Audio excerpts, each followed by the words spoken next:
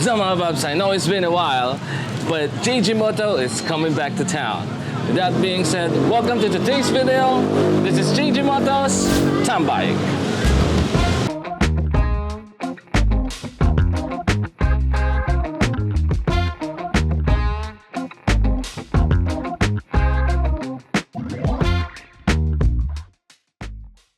So mga Pops, you know that Kawasaki has been making waves this past few years, and especially for 2025. And there's this specific motorcycle that made a big impression way back 2020 and 2021. This is the younger brother of the well-known Kawasaki beast, which is the Z1000. And what I'm talking about is the Kawasaki Z900. God, I'm just playing with them now, yeah. Oh my God, what she saying, say it loud, yeah. I can't respect it, I'm in the gym, but I am not flexing. Came from a... So what's up mga Bobs? This is your boy JJ Moto, and again, welcome back to the channel. I know I've been out for quite some time now, but today, that ends, okay? That really ends. And of course, since this is a Tambike, I need someone to be with me, and I would like to introduce you guys to one of my friends and also an owner of the Z900 2023. One of my most handsome friends, Justin. Hello guys. Pare, kamusta pare? It's been a while, pare. Sobrang tagal na hindi natin nagkita, no? Yeah. Justin, do you want to introduce yourself, like what is your bike right now and the sure. bikes that you've had before? Sure, why not? So, ako nga pala si Josh Tinsing, so you can call me Josh. So, matagal na akong nagmumotor since when I was a kid, like almost 2019 when I started riding a bike. So my first bike was a scooter. It was NMAX, Yamaha NMAX V version 1. Version 1, yeah. That time is sobrang boom na boom yun, di ba? Yeah, of course, NMAX, you can see NMAX like everywhere. Talaga. Tapos nung time na yun, syempre, nahilig tayo sa pagmumotor, na-impluwensya ng mga vlogger that time. So, ang vlogger na napapanood ko is familiar with Breezy. Yeah, Raven, yeah, si Raven, si Breezy. First big bike ko was NK 400. It was a CF Moto. Then, that bike for almost 3 years. And was good. And that's actually where we met, di ba? Yeah, so nag-meet kami nito sa group din namin, which is NK Chiller. Doon ko siya nakita. Yeah. And he was also using that NK 400. Yeah, so if you guys remember Night King, which is the bike that I started with on this motorcycle journey, doon ko siya nakilala via NK Chiller. And what was the next bike after so, ayun na 400 NK? Then, from 400, nag-jump agad ako from 900cc. Oh, to 900cc ka. Which is Kawasaki Z900. Oh. So that time it was 2000. Nabili ko siya, acquired ko siya 2024, last year. But the model was 2023 onwards. So it was a good bike. It is pretty good bike. Pero di ba, I mean, the only thing that's really missing with that motorcycle is like the quick shifter. It doesn't have a quick shifter. It doesn't have a cruise control. It does have a traction control, right? Yeah. It does have a traction control. Nung time na binili ko kasi siya, so I was looking for another naked bike eh. So time sila nung nilabas yung NK675. Yeah. And by the way, before we do anything else, before we move forward with your story, we are currently at Abacada. This is located here in Gente de Leon. Along in St. Bernadette. Yeah, along St. Bernadette. Familiar with this road. So you can try this, guys. Actually, masarap yung kape nila. I've been going here every other weekend eh. Ako nga every night na eh. Yeah. Sobrang lagi. Kasi ito yung malapit sa atin, first and foremost. Pero at the same time, the coffee is good.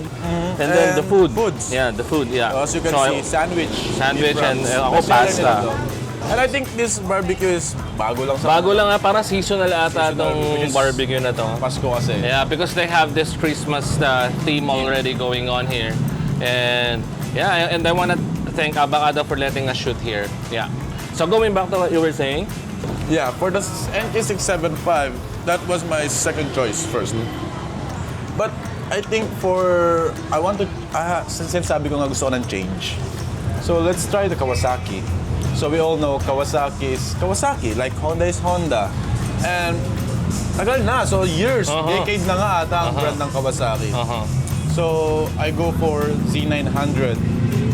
Then ang problem lang is, when I go sa near branch sa Dalandanan, Kawasaki Crib, shout out.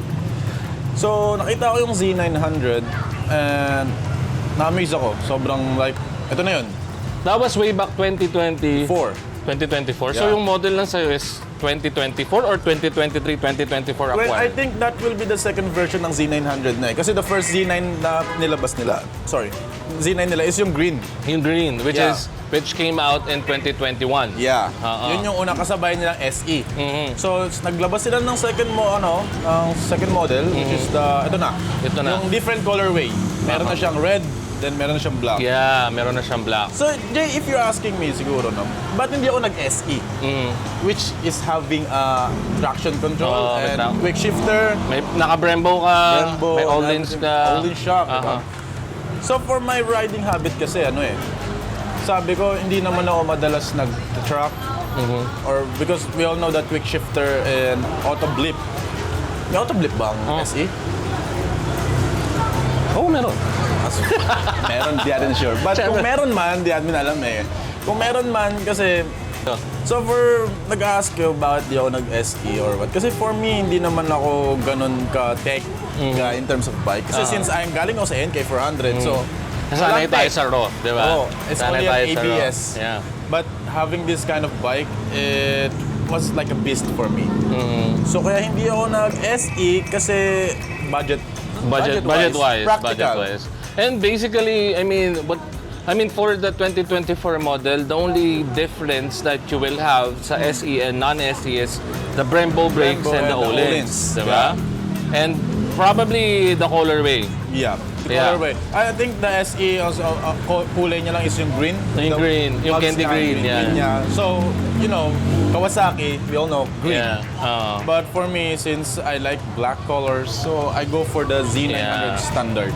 Yeah. So it was good for me. It's been a year that I'm using this kind of bike.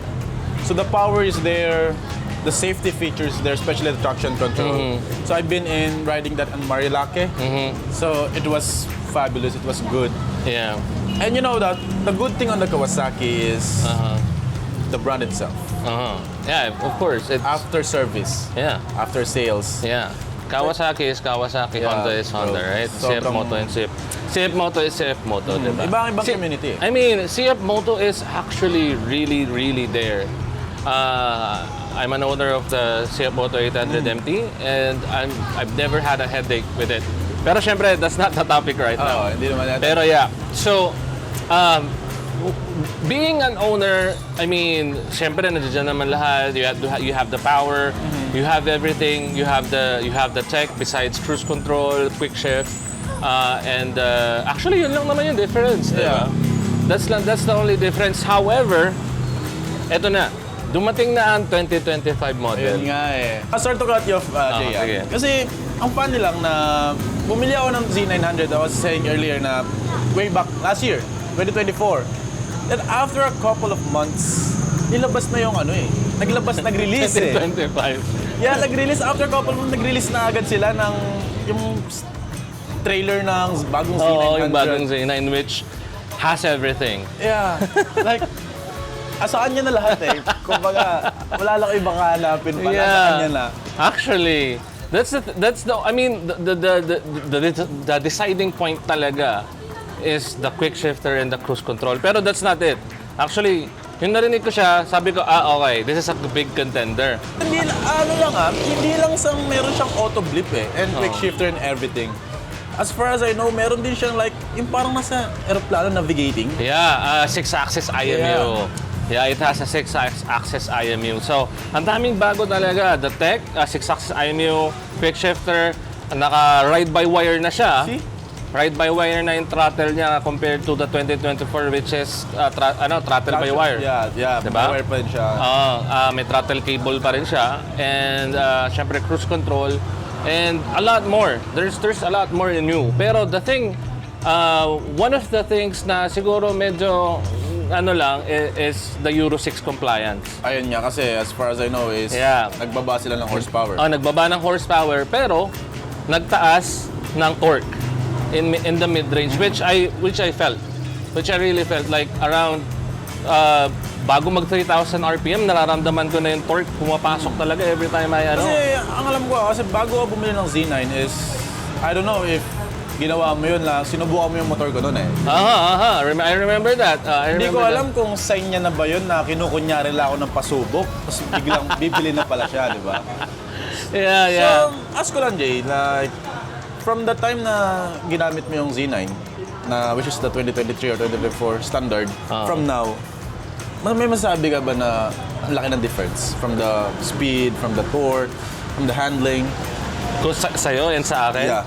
I'll be honest, wala. Pero, there's this distinct difference in terms of yung sa power band. Yeah. Yung sa'yo, kasi parang nagkaroon ng minor change sa configuration ng makina between the 2024 and the 2025 eh.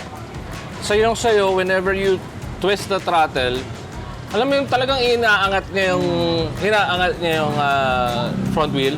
Ganun yung sa'yo. Really? Aggressive, technically. And then yung 2025, it's a bit more smoother sa power band. Kumbaga. Pero I wouldn't say it's a very drastic difference or it's a very significant difference. No, it's not. But do you think na as a owner of a Z900 2025, do you think it's a beginner friendly? No, it's not. It's not. It's not a beginner friendly. I would not recommend the Z900 for anyone who does not have an experience yet. So, of course, dun pa rin tayo sa step by step tayo na phase. Baka ma-intimidate eh. Kasi hindi lang ma-intimidate, baka biglang maging kwento ka na. Ayun nga. So yun nga, nasubukan niya yung motor ko, which is nasubukan ko rin yung sa kanya way back last week or last month. So para sa akin naman, ang laki ng difference niya for me. So less hassle in terms of shifting, sobrang smooth, sobrang perfect. That's Kawasaki quick shifter. Yeah. Like, wala kang maririnig na lagitik eh. Like, sa ibang bike, I'm not mentioning any brands, but sa ibang bike, merong mahirap eh. Certainly na nagka-crack doon kahit ano. Pero dito, wala eh. Like, worth yung money mo to buy this kind of bike. Ako rin naman, parang I would say it's what I paid, it's really worth it. Especially pag nadapitan mo na siya, nalagyan mo na ng kung anik-anik. And then, good thing na nakuha niyang may less. So, I think sa mga planning to buy ng Z900, I would really suggest, highly suggest. Kasi, di ba, may less ka. May less ka. Then yung money na inipon mo for the exact SRP is maliless siya. Then, pambili mo na lang ng accessories, right? Yeah. I think ganun yung ginawa niya. Yeah, with that being said, hanap lang kayo, lagi lang kayong tumingin sa Kawasaki Makati or any Wheeltech. Kawasaki powered by Wheeltech, lagi silang merong malaking discount. Sobra. I'm not promoting Wheeltech. It's just that by personal experience lang. Pero why not, di ba? Baka naman Wheeltech. Oo, baka naman. Kaya saan naman, shoutout din sa, sa Dalandanan, sa Kawasaki Crib, Valenzuela. I think that is the first big bike store sa Valenzuela. So, premium bikes. Yeah, premium bikes sa may Kawasaki. Ay, sa may Dalandanan. Yeah, sa may Dalandanan. Shout out, Boss Erwin. Well, with that being said, I think that's it for tonight. And this is the very first video with the Tambike segment, and I will see you guys next time. With that being said, maraming salamat ulit sa Abakada for letting us shoot here. Sa beef fronts. And kailangan ko nang kainin yung pasta. Malamig na eh. Malamig na. With that being said, this is your boy JG Moto, and I'll see you guys on the next video. Babush. Bye. Oops. Yeah.